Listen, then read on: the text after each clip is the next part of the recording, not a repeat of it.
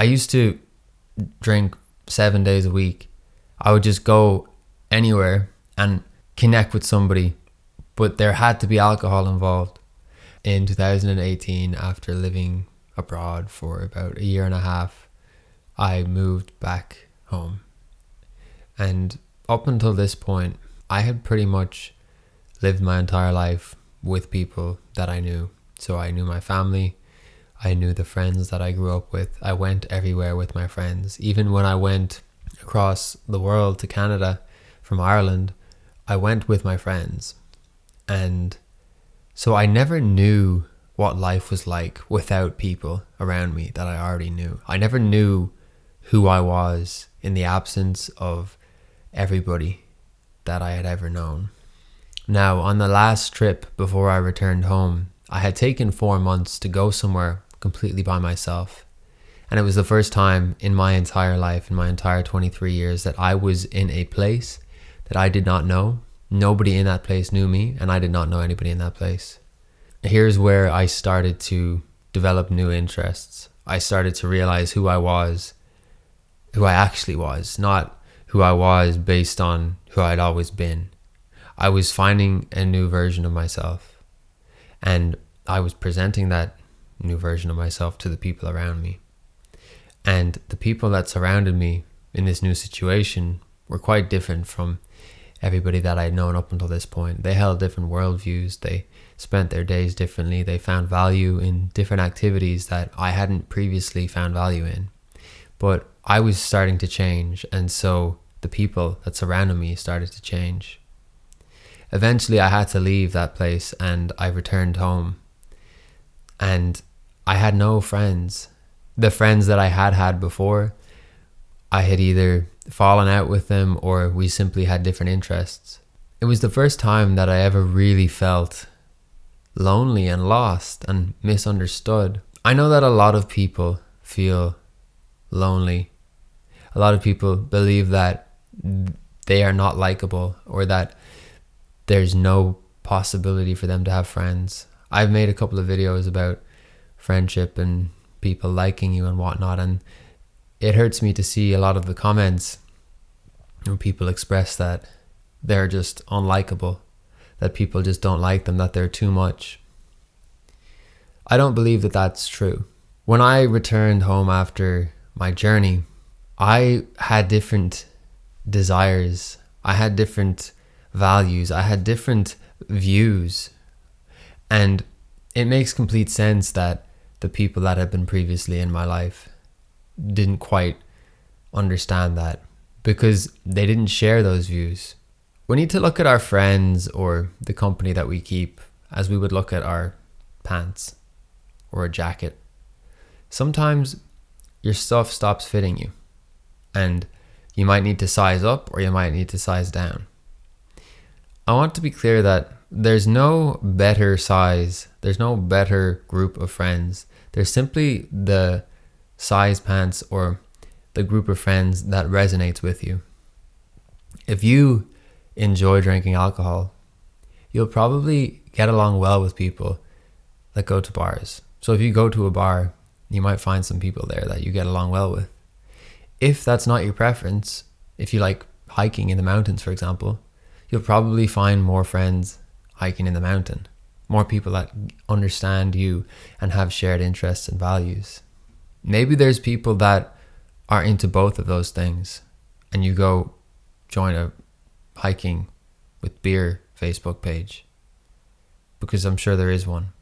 If you're in a place and you believe that there's nobody there that gets you, that you can't make friends, you've probably outgrown that place, or you're simply not taking the action required to find the connections that you desire. When I finally decided that I was going to stop traveling and running away from my problems, I decided I would settle down in Ireland for a little bit being, years. I had a few people that I would be acquainted with, or perhaps some old school friends that I kept mildly in touch with. But in terms of being my full true self and connecting on my values and really being fully me, I didn't really have that opportunity for quite a while. And I knew that I was going to need to take some time to find my place, to find a new groove, and to find the people that were going to see me. Growing pains are a real thing. And when it comes to cultivating connection and friendship, that will come after a period of growth.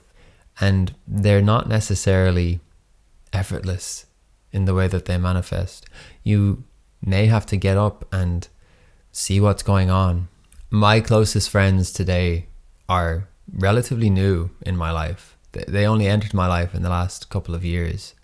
And the reason that they were able to enter my life was because I met them halfway, I suppose you could say. I was recommended an event one day on Instagram. It was shared on somebody's story, and it was nearby, and it was a drum circle, and I thought, well, I kind of like that sort of stuff, and there's probably going to be some people at that will resonate with me. And so I took my guitar and I went down to the beach, and I didn't even find them the first time. Like they had advertised it and they posted it was on the North Beach, but there's 2 beaches, and it was actually on the South Beach. So I almost went home after not finding anybody on the North Beach, but then I thought, I'll check the South one just in case. And there I found a group of people, and they were excited to see a man with a guitar. And we sat and we chilled, and I played some songs, and we all shared some food and conversation.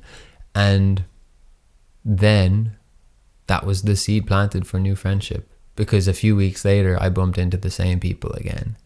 And this time I believe we exchanged phone numbers, and then we started meeting intentionally. And through that friend, I met their friends, and everybody invites their friends to the things that we do together now. So our personal interests would be wellness and activity. So we would run, we would hike, we would go to the sauna, we would just have a nice conversation or play a board game. And the conversations that I have with these people are nourishing to me. I can be honest, I can be vulnerable, I can bring my challenges to the table, and I can be met where I'm at, and they can hold that space, and I do the same if that's ever needed of me. And this version of me that requires and desires those attributes out of a friendship didn't exist a few years ago.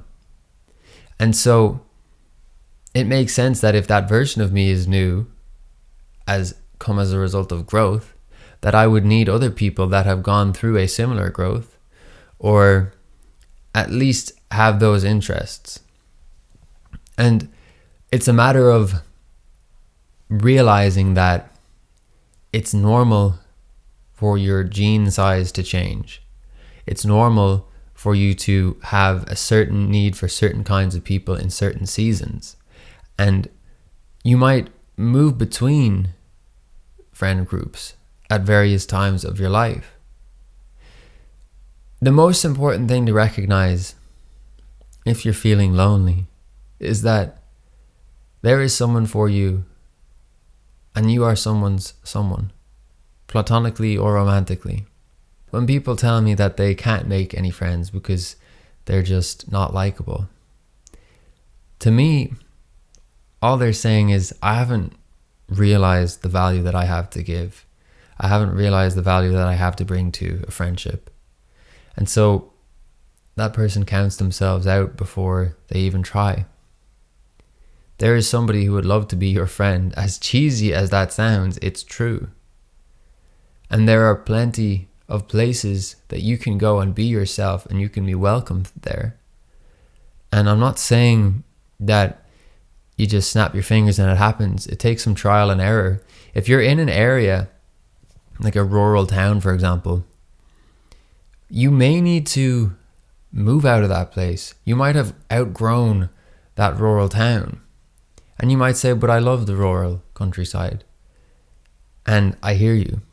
So then it sounds like we haven't integrated our full potential, because we're living in the rural life, but we're feeling lonely. So what if we found that connection and met that need elsewhere, and then integrated the two? So that might mean going into town, once, twice a week to meet people, to go to specific events that you've researched, and there's plenty of resources online now. Meetup is a great one, meetup.com. There's all sorts of events in most areas in the world.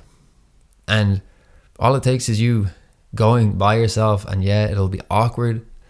You might feel like you're a creep or a loner, and that's fine.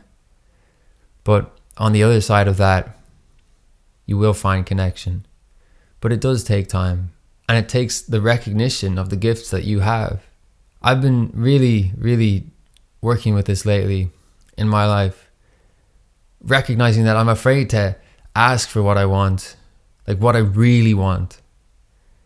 And instead of asking for what I really want or expressing that, I'll water it down to the point where there's no clarity. The person doesn't understand what I want from them, or the person doesn't understand what I can give to them. So we need to be clear.